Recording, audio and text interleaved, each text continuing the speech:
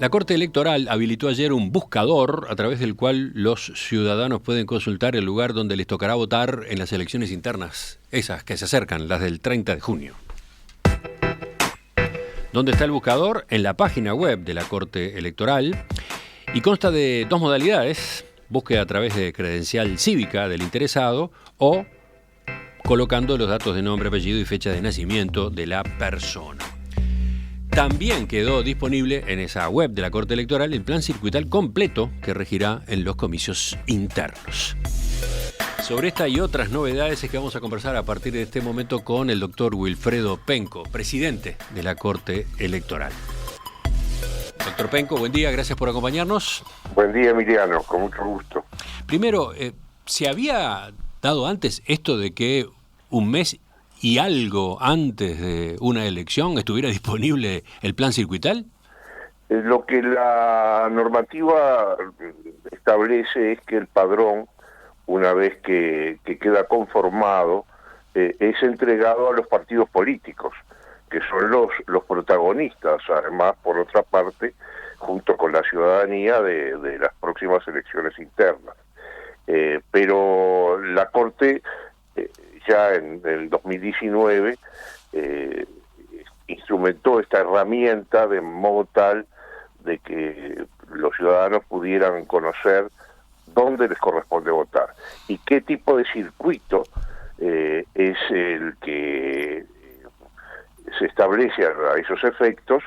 Digo qué tipo de circuito porque el circuito puede ser rural, puede ser urbano y sobre todo si es o no accesible el local y el propio circuito dentro del local correspondiente.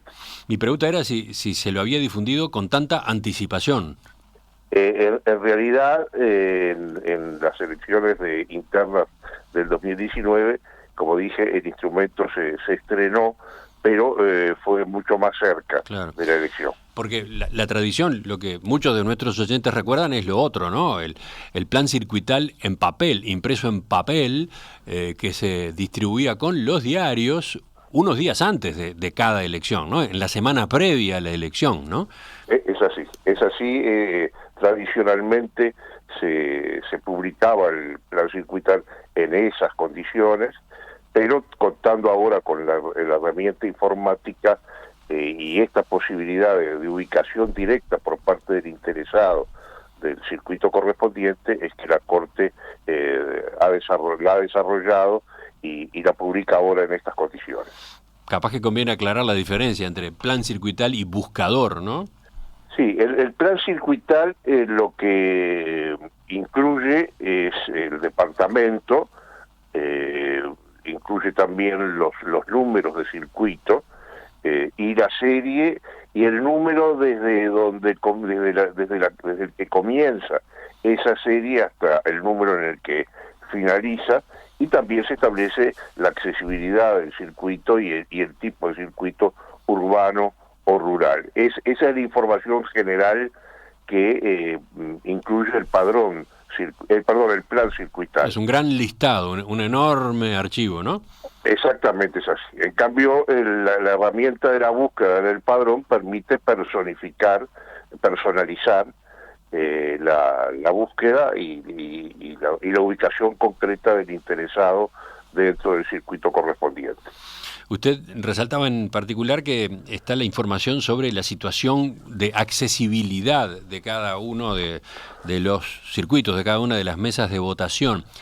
Obviamente esa es información importante, ese es un dato importante para el ciudadano. Ahora, ¿qué pasa si resulta que la accesibilidad no es la que necesita? Si la persona necesita efectivamente alguna condición especial y no se da, descubre que no se da en el circuito que le fue asignado. Entonces, si es así, esa persona va a poder votar en otro circuito que sea accesible de la misma serie. Es decir, que se facilita esa posibilidad, aunque si se opta por ese camino, esa persona solo podrá votar con la credencial cívica, es decir, tendrá que tenerla, por supuesto, porque está votando fuera de su circuito y además va a votar observada. Uh-huh. Sirve, tener la información con todo este plazo de anticipación sirve para ir organizándose, para ir tomando las decisiones. Esa es la idea, de que el ciudadano cuente con toda la información cuanto antes para ordenarse justamente para ese día, un día en el que la elección, por lo demás, como se sabe, no es obligatoria, pero sí es importante que todos tengan la información más completa posible. Otra pregunta, doctor Penco, para buscarse, para colocar los datos en el buscador, ¿cómo influye que la persona haya hecho un traslado recientemente? ¿Cuándo queda habilitado ese traslado de manera efectiva? Bueno, el cierre para esta elección, el cierre del padrón fue el pasado 1 de abril, y como se sabe, el periodo inscripcional, que incluía también la posibilidad de traslados, cerró 15 días después, en el caso de nuevas inscripciones y de traslados dentro del departamento, y 30 días después en el caso de traslados interdepartamentales, es decir, de un departamento al otro.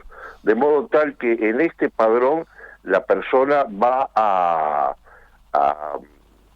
a encontrar su inscripción cívica con el traslado, siempre y cuando ese traslado haya sido procesado con anterioridad al 1 de abril y el expediente correspondiente aceptado y distribuido antes de esa fecha. Es decir, que si el traslado es posterior, va a figurar con la inscripción cívica de origen y no con la del traslado. Uh-huh. Tenemos otro tema para preguntarle, pero no sé si Romina tiene alguna pregunta más. Capaz que respecto a este punto justamente conviene aclarar, bueno, ya que hablamos de tradiciones hoy en el programa, está muy instalado, ¿no? Para la gente, está acostumbrada a que siempre le toca en determinado lugar, en su vieja escuela, en sus viejos liceos muchas veces. ¿Por qué pueden darse algún tipo de cambio, en particular incluso en esta elección interna? ¿A qué se debe esos movimientos que se pueden llegar a dar? Los movimientos se deben fundamentalmente a los movimientos del propio padrón en función de las nuevas inscripciones y del número de circuitos, de manera tal de que esa situación puede obligar o determinar que el circuito que se ubicaba en un determinado local pueda terminar en otro, siempre dentro de la misma serie, porque lo importante es que los locales y los circuitos ubicados en esos locales siempre estén dentro de los límites de la serie. Por supuesto, hay series, sobre todo en Montevideo y también en el interior del país, muy grandes, lo que supone algún tipo de desplazamientos. Doctor Penco, en estos días, más allá de este tema que tiene que ver con el padrón electoral, ustedes están con un montón de otras tareas, ¿no?, que tienen que ver con la preparación de la elección. Entre otras, bueno, están en los últimos días de recepción de las papeletas, ¿no?, las hojas de votación, para que los partidos las inscriban, ¿no?, en lo que va a ser la elección del 30 de junio. ¿Eso cómo viene? Bueno, sí, efectivamente, esta es una semana decisiva en ese sentido. El próximo viernes a las 24 horas termina el plazo para el registro de hojas de votación, que debe procesarse o deben procesarse en cada una de las juntas electorales según la circunscripción departamental correspondiente. En esta oportunidad, aunque ya hubo una experiencia en el 2019, hemos avanzado en lo que tiene que ver con la presentación de la lista de candidatos. No hay que olvidar que los candidatos tienen que reunir determinadas condiciones, entre otros el candidato a la presidencia de la República, es decir, el precandidato a la presidencia de la República, también los que van a integrar los órganos deliberativos nacionales o departamentales. Todo eso hay que controlarlo, hay que controlar también el cumplimiento de la ley que establece que cada 3 candidatos uno debe ser de diferente género, entre otras cosas. También debe controlarse que un candidato lo sea por un partido y no por otro, entre otras. Bueno, todo esto antes se presentaba una nómina de candidatos mecanografiada con la serie y número y con los consentimientos correspondientes por parte quienes eran candidatos, y todos estos controles se hacían en forma manual, y ahora hemos logrado una herramienta que, como dije, ya tiene un antecedente en el 2019, que permite elaborar esas nóminas por parte de las agrupaciones partidarias contra el padrón directamente. Es decir, el sistema permite establecer ya informáticamente si se cumplen o no los requisitos, claro. se hacen los controles correspondientes, y eso facilita mucho el trabajo de las agrupaciones, que cuando presentan además, por otra parte, la nómina la presentan sin ningún tipo de error. Antes se presentaban con errores en las series y números, o incluso en los propios nombres de los candidatos. Todo esto se ha depurado, se ha perfeccionado. Y sí, no es menor, porque facilita, digo, pensando en que son, por ejemplo, teniendo en cuenta el antecedente de las elecciones pasadas, 3.000 y pico de listas que se presentaron, ¿no? Sí, son cientos y miles de listas de candidatos, y por supuesto que, cumplido todos estos trámites, ya se puede registrar en cada junta electoral, como digo, la hoja de votación que incluye la lista de candidatos, y se publica tanto en las carteleras de las oficinas electorales, como ahora también en la página web, para dar mayor publicidad a esa publicación, y transcurrido el plazo correspondiente para eventuales impugnaciones u observaciones por parte de la propia Junta. Sí, ahí siempre se dan, ¿no? Por ejemplo, en lo que tiene que ver con colores, con distintivos que pueden parecer a otro candidato. Eso es una típica situación por la cual las agrupaciones pueden llegar a reclamar, ¿no? Sí, hay requisitos minuciosos que establece tanto la ley electoral como la reglamentación de cómo debe presentarse una hoja de votación, qué características tiene que tener. Por ejemplo, todas las hojas de votación tienen que estar encabezadas por el nombre del lema, es decir, el nombre del partido. A veces por encima de ese nombre aparece algún distintivo. Esa hoja no puede ser aceptada porque no cumple el requisito correspondiente. Pongo eso por ejemplo, pero hay muchos ejemplos más en tal sentido. Para ir completando el diálogo, doctor Penco, ustedes están en otra tarea, por otro lado, que es la de verificación de las firmas que presentó el PIT-CNT junto con organizaciones sociales, para que se confirme la convocatoria a un plebiscito sobre esa reforma constitucional que impulsan con cambios al sistema de seguridad social. ¿Cómo viene esa tarea? ¿Cuánto se ha avanzado? Bueno, como se sabe, la firma necesaria son 276.151, y ya se han aceptado 103.845, después del cotejo correspondiente, sobre un total de 140.122 que fueron ingresadas a su consideración, es decir, a consideración de los funcionarios electorales que en forma de pareja y con el contralor correspondiente realizan esa tarea. Del mismo modo que fueron aceptadas esas adhesiones en ese número, también fueron rechazadas 30.917 por distintas causales, porque falta firma, porque la firma no coincide, porque corresponde a inscriptos cuyos expedientes fueron cancelados o excluidos, porque corresponde a menores al momento en que se entregaron esas adhesiones, o fueron inhabilitados, o porque son firmas que están todavía en proceso de cotejo y de rastreo dentro del propio registro electoral. Capaz que podemos profundizar en eso, doctor Penco. A ver, el porcentaje de rechazo ronda entre 20 y 21% aproximadamente, ¿no? Así es. Eso, usted señalaba alguno de las causas que puede haber detrás, ¿no? ¿Cuál es la más común en general? ¿Tiene que ver con la firma, por ejemplo? Sí, la más común es porque no coincide la firma.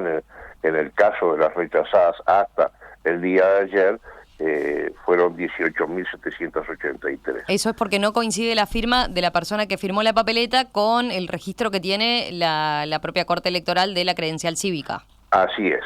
Ajá. Y definitivamente esa es una papeleta anulada. Se lo pregunto porque muchas personas han cambiado la firma con el correr de los años, ¿no? Y si se compara efectivamente la de hoy con la del momento en que sacó la persona la credencial, supongamos, no sé, hace 40 años, 50 años, puede darse esa diferencia, ¿no? Así es, pero ese es el elemento identificatorio que permite el procedimiento. No hay que olvidar que se trata de una iniciativa popular prevista en la Constitución para reformar la Constitución de la República, a diferencia del referéndum que fue reglamentado por ley y en el que no solo se requiere la firma del adherente, sino la impresión dígito pulgar. En el caso del referéndum lo que se coteja es la impresión dígito pulgar por parte de los funcionarios dactilóscopos, pero esa posibilidad no está planteada, no está reglamentada, no está prevista en la ley en el caso de la iniciativa popular por reforma constitucional. Y eso implica que tiene mayor nivel de rechazo, seguramente, ¿no? Sin duda alguna. Porque hay solo un elemento así que es contundente, que es justamente la firma. Es así, efectivamente. ¿Qué pasa en el caso de que la persona haya firmado 2 veces? Por ejemplo, de repente no lo recordó, ¿no? Sí, también hay un número de aproximadamente 3.000 situaciones en la que se ha visto una multiplicidad de adhesiones y también en ese caso es rechazada la firma. ¿Se rechaza una vez? Se rechaza la adhesión. Pero no hay una sanción para esa persona, por ejemplo. Se podría pensar que, no sé, que está intentando manipular o fraguar el resultado. No hay una sanción. La Corte, en esta Corte y algunas Cortes anteriores han entendido de que puede haberse debido a algún olvido, como ustedes mismos han indicado. Hubo alguna Corte anterior que pasó los antecedentes en su momento a la justicia penal ordinaria. Yo integré esa Corte, una Corte elegida en 1996, voté en contra de ese pase a la justicia penal, justamente por el motivo que acabo de exponer, porque entiendo que sí, no está determinada ninguna intención de engañar, como puede ser el votar 2 veces, en el caso del doble voto, del múltiple voto. Allí sí está previsto el pase a la justicia ordinaria, pero no hay ninguna previsión legal que establezca que la Corte tenga que pasar los antecedentes a la justicia, que por otra parte, la vez que se pasó no tuvo ninguna consecuencia. Doctor Wilfredo Penco, presidente de la Corte Electoral, gracias por estos minutos esta mañana aquí en Perspectiva. Gracias a ustedes por difundir toda esta información. Volvemos a conversar en los próximos días. Que pase Hasta pronto. bien. Hasta pronto.